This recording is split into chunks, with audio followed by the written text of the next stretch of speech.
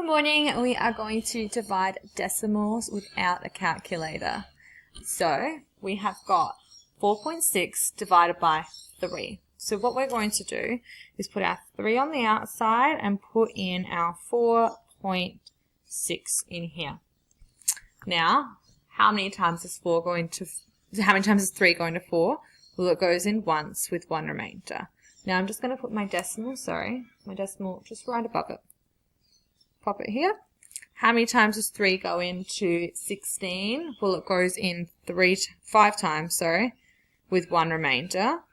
Now, I'm going to fill this in with some zeros.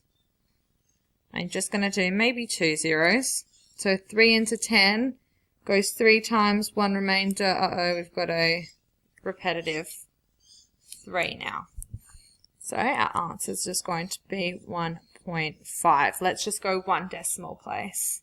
Love one decimal place. So this one here, let's go 2 into 6.21. I'm just going to put 1 zero here just in case I need it.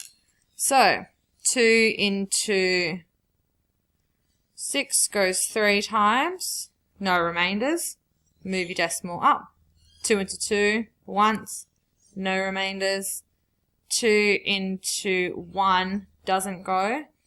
So 0. Link those up to 2 into 10. That goes 5 times. Let's just go one decimal place again. 3.1. Now if I was going to go 2 decimal places, we're going to go 3.11. Remember the 0 rounds up because of the 5. Let's actually go 2 decimal places because this was 2 decimal places. So here, 3 decimal places. Let's go to 3 decimal places.